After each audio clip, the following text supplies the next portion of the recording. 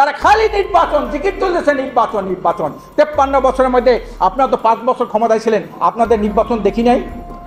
কিভাবে নির্বাচন করেছেন? নির্বাচন করার পরে আমরা ক্ষমতায় ছিলেন না, ক্ষমতায় যাওয়ার পরে কি করেছেন? বাংলাদেশের দুর্নীতিতে 5 বার বিশ্ব চ্যাম্পিয়ন আপনারা বানিয়েছেন না? নির্বাচন চেয়ে যেন ভুল করেছেন মির্জা ফখরুল, ওপেনেই তাকে ধুয়ে দিচ্ছেন সামনে রেখে। এবং এই যে সরকার, এই সরকারের আমলে মারামারি কিন্তু চলতেছে অলরেডি। এখন সবচেয়ে ভয়াবহ যে জিনিস এই সরকারের আমলে, সেটা হচ্ছে আপনারা আবার কোমর ভাঙ্গা পুলিশ নিয়ে নির্বাচন করতে চাচ্ছেন, 1400 অস্ত্র উদ্ধার করতে পারেন নাই, নির্বাচন করতে চাচ্ছেন, শীর্ষ সন্ত্রাসী ছেড়ে দিয়েছেন, দিয়ে এখন আবার নির্বাচন করতে চাচ্ছেন। আহত কি নির্বাচন হবে এবং কোন ধরনের নির্বাচন হবে? ক্ষমতা ছেড়ে চলে যাচ্ছেন ডক্টর মোহাম্মদ ইউনূস। অন্তর্বর্তীকালীন সরকারের প্রধান উপদেষ্টার দায়িত্ব থেকে সরে দাঁড়াবেন বলে ইতিমধ্যেই ঘোষণা দিয়েছেন।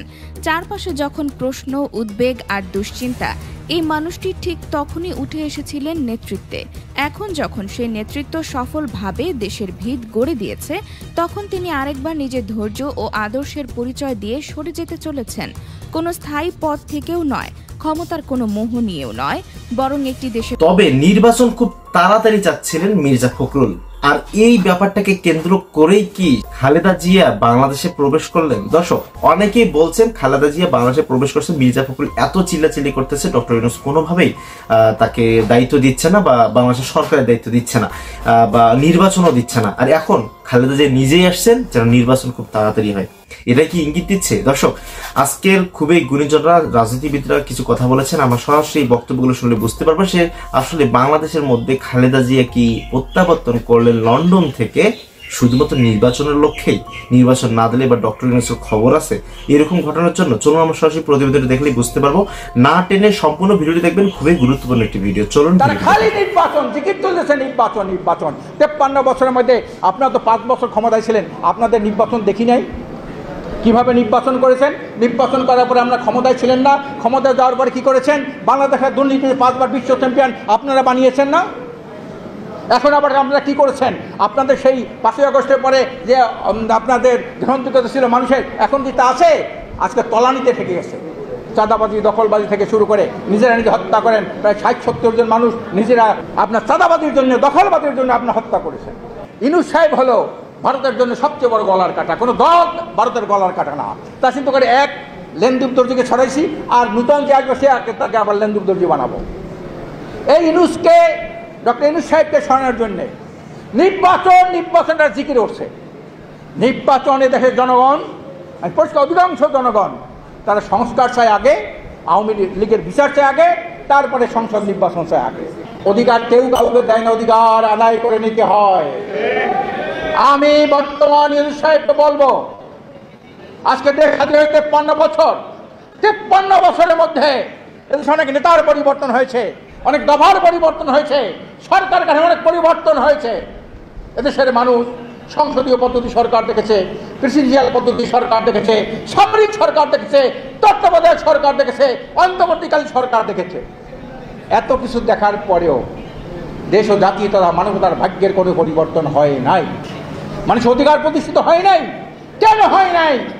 আমি ডক্টর ইউনূস সাহেবকে বলতে চাই, আপনার মতো 10 গুণ যোগ্যতা সম্পন্ন লোক যদি বাংলাদেশে ক্ষমতায় বসে, এই দেশের সুশাসন, ন্যায় বিচার, মানবাধিকার রক্ষা, ভোটাধিকার, ধর্ষণ, ছিনতাই, চাঁদাবাজি কোনোদিন আপনি বন্ধ করতে পারবেন না, যতদিন পর্যন্ত এই ব্রিটিশের রেখে দেওয়া আইন পরিবর্তন করে একমাত্র মানবাধিকারী সর্বকালের সর্বশ্রেষ্ঠ আইন যেটা হলো ইসলামী শরিয়া আইন, এই শরিয়া আইন যতদিন পর্যন্ত এই জমিনে বাস্তবায়ন না হবে, ব্রিটিশের পাশ্চাত্য, আমেরিকার, ভারতের আইনের মাধ্যমে আপনি মানবাধিকার রক্ষা করতে পারবেন না।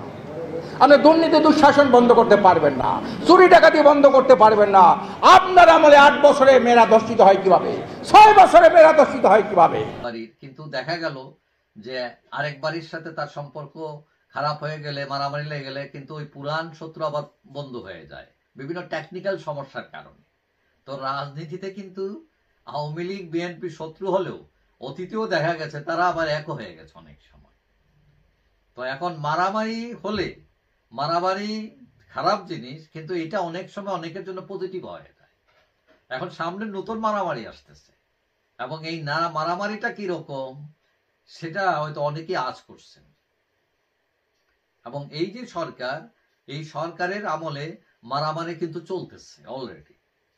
এখন সবচেয়ে ভয়াবহ যে জিনিস এই সরকারের আমলে সেটা হচ্ছে মব, মানে কথা নাই বার্তা নাই, যাকে ইচ্ছা ধরো, যাকে ইচ্ছা মারো, যাকে ইচ্ছা জেলে পাঠাও, যাকে ইচ্ছা রিমান্ডে পাঠাও।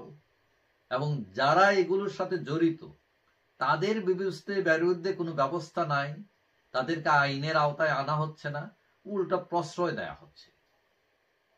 ফলে কি হবে, মানে ভবিষ্যৎ সরকার পরিবর্তন হলে যারা এখন মার দিচ্ছেন তারাও আবার পুরোটা মার খাইতে পারে। আজকে যারা পিটাইতেছেন তারা আবার পরে পিটাই খাবেন। তো অনেকটা হয়ে গেল এটা কি হীরক রাজার দেশ। তো এটা কি উন্নয়ন? স্বাধীনতার এত বছর পর আমরা কি হীরক রাজার দেশ বানাবো? এবং এই যে বিশৃঙ্খলার মধ্যেও আপনারা আবার কোমর ভাঙ্গা পুলিশ নিয়ে নির্বাচন করতে চাচ্ছেন, 1400 অস্ত্র উদ্ধার করতে পারেন নাই, নির্বাচন করতে চাচ্ছেন, শীর্ষ সন্ত্রাসী ছেড়ে দিয়েছেন, দিয়ে এখন আবার নির্বাচন করতে চাচ্ছেন। আহত কি নির্বাচন হবে? এবং কোন ধরনের নির্বাচন হবে? এখন নির্বাচন নিয়ে বড় যে ইস্যু দাঁড়িয়েছে সেটা হচ্ছে আগে স্থানীয় নির্বাচন নাকি জাতীয় নির্বাচন, এবং এইটা নিয়ে কিন্তু মারামারি আসতেছে। কারণ বাংলাদেশের বড় দল হচ্ছে বিএনপি, তারা বলতেছে না আগে জাতীয় নির্বাচন এবং যে সরকার আসবে তারা গিয়ে স্থানীয় নির্বাচন করে। কিন্তু জামাত নাগরিকরা তারা উল্টে গেছে, তারা বলছে না এটা হবে না, আগে স্থানীয় নির্বাচন দেন এবং এটা হলো অ্যাসিড টেস্ট, মানে এই সরকার একটা প্র্যাকটিস করে দেখাবে যে তারা পারে, কারণ জাতীয় নির্বাচন আরো বেশি গুরুত্বপূর্ণ। তো এইটা দিয়ে শুরু হয়। অর্থাৎ জামাত নাগরিক তারা বিশ্বাস করতে পারতেছে না, তারা ধরে নিচ্ছে যে বিএনপি ক্ষমতায় চলে যাবে, আর বিএনপি যদি ক্ষমতায় যায় তাহলে স্থানীয় নির্বাচনে প্রভাবিত করবে, তার পক্ষে জয় নেওয়ার চেষ্টা করবে। সুতরাং ইউনূসের আন্ডারে নির্বাচন স্থানীয় নির্বাচনে হলেই সুবিধা, তারা একটা সুযোগ নিতে পারবে, অর্থাৎ কিছুটা ফেয়ার হওয়ার সুবিধা এখানে আছে। এখন এই নিয়ে মারামারি মুখোমুখি যাচ্ছে দুই পক্ষ, এবং এটা নিয়ে মারামারি হবে, জব্বারের বলি খেলা হবে, কুস্তি হবে, এবং এই নতুন মারামারি আসতেছে, এবং এটা আওয়ামী লীগের জন্য আবার পজিটিভ। এখন বিএনপি এটাও টের পাইতেছে যে তার বিরুদ্ধে কিন্তু চক্রান্ত চলতেছে, এবং বিএনপিকে ক্ষমতা থেকে কিক আউট করার জন্য, ক্ষমতায় যাতে না যেতে পারে সেই জন্য ইসলামপন্থীরা এখন অনেকটা বেপরোয়া, তাদের সাইড লাইনে আবার আছে নাগরিকেরা। এখন বিএনপির বড় একটা ভোট ব্যাংক আছে, এটা বিএনপি মনে মনে ভেবে তারা খুব সুখ পায়, কিন্তু এইটা ভাবে না এই হিসাব কিন্তু 15-16 বছর আগের হিসাব। 15-16 বছরে অনেক কিছু বদলে গেছে। সেই সময় যে পোলা জন্ম নিচ্ছে, যে মেয়ে জন্ম নিচ্ছে, এরা এখন ভোটার হয়ে গেছে। এবং এই 16 বছরের ডিজিটাল বাংলাদেশে কত কিছু যে বদলাইছে সেটা ইলেকশনে বোঝা যাবে। এবং এই অবস্থা কারণে বিএনপি অস্তিত্ব সংকটের মধ্যে আছে। বিএনপি যদিও ভোটের বড় হিসাব দেখায়, কিন্তু তারা এটা জানে যে গত 15 বছরে তাদের সাংগঠনিক ক্ষমতা একদম দুর্বল হয়ে গেছে।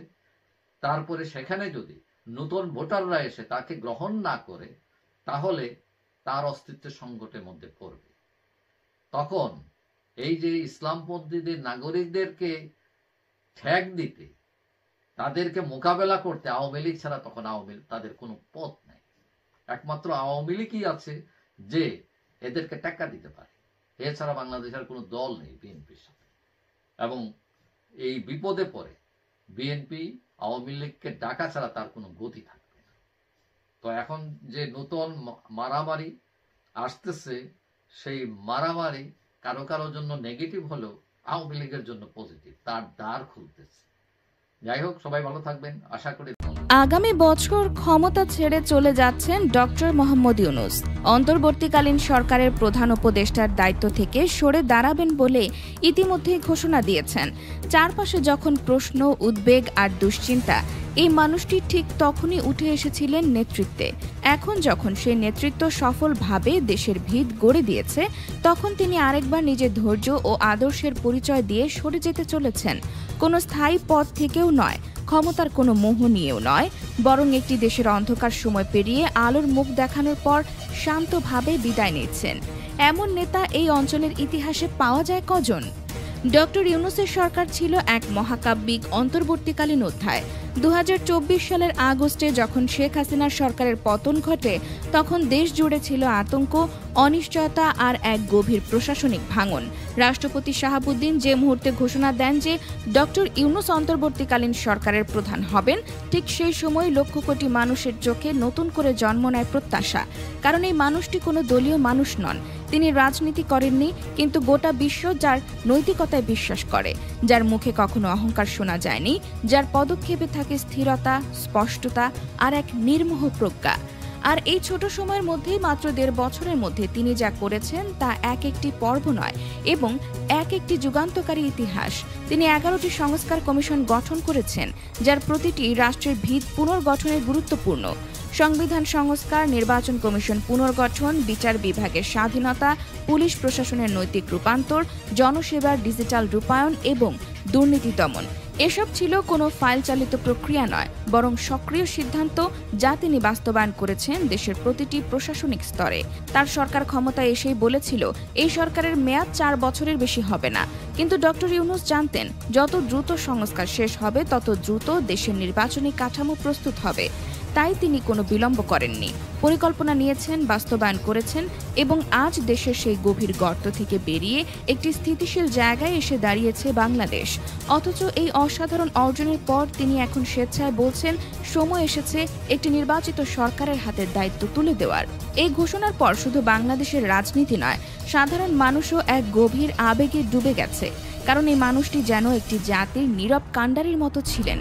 কেউ চিৎকার করেনি, কেউ ধামাকা করেনি, কেউ প্রচারণা চালায়নি, কিন্তু মানুষ বুঝেছে বাংলাদেশে যা যা করা দরকার সবই করেছেন এই নীরব সুপারহিরো। আইনশৃঙ্খলা পরিস্থিতি স্থিতিশীল, দ্রব্যমূল্যের নিয়ন্ত্রণ, আমদানি রপ্তানির ভারসাম্য ফিরেছে, কর্মসংস্থান বেড়েছে, বিদেশি বিনিয়োগ এসেছে, আর সবচেয়ে বড় কথা, দেশের মানুষ নতুন করে রাষ্ট্রের উপর আস্থা রাখতে শিখেছে। ডক্টর ইউনূস যে কেবল দেশে শান্তি ফিরিয়েছেন তা নয়, তিনি বাংলাদেশের পররাষ্ট্র নীতিকেও এক নতুন ভারসাম্য দিয়েছেন। তিনি বেইজিংয়ে গিয়ে $2.1 বিলিয়ন বিনিয়োগ চুক্তি করেছেন চীনের সঙ্গে। আবার যুক্তরাষ্ট্রে ইলন মাস্কের সঙ্গে স্টারলিং চুক্তির মাধ্যমে বাংলাদেশের গ্রামীণ এলাকায় ইন্টারনেট পৌঁছে দেওয়ার প্রকল্পও এনেছেন। এই দুই বিপরীত মেরুর মধ্যেও কূটনৈতিকভাবে ভারসাম্য রক্ষা করেছেন এমনভাবে যেন বাংলাদেশ কারোর তাবেদার নয়, বাংলাদেশ নিজের পথেই চলবে। জনমতের সবারই একটা প্রশ্ন, বর্তমান সময়ের মধ্যে যে নির্বাচনটা খুব তাড়াতাড়ি যেন না দেয় ডক্টর ইউনূস। কেননা বুঝতেই পারছেন যে বিএনপি যে পরিমাণে চাঁদাবাজি শুরু করে দিয়েছেন, যার জন্য বাংলাদেশের কিন্তু অবস্থা খুবই খারাপ অবস্থায় রয়েছে। যদি তারা আবার বাংলাদেশকে পায়, এমনিতেই তো বাংলাদেশে কিছু নেই, তারপরে বাংলাদেশে কিছুই থাকবে না। ডক্টর ইউনূসকে চাচ্ছেন 5 বছর, তাহলে বাংলাদেশটা একটা ইউরোপ রাষ্ট্র হিসেবে গড়ে উঠবে। দর্শক, এই নেটিজনরা এরকম মন্তব্য করেছেন। তবে এই কথাগুলোর ভিত্তিতে আপনাদের আসলে তাদের সঙ্গে একমত নাকি দ্বিমত রয়েছে, সেটা আমাদের কমেন্ট বক্সে জানিয়ে দিন। আজকের ভিডিও এই পর্যন্ত। এই চ্যানেলে সাবস্ক্রাইব করুন, বন্ধু এর পাশে থাকুন। আল্লাহ হাফেজ।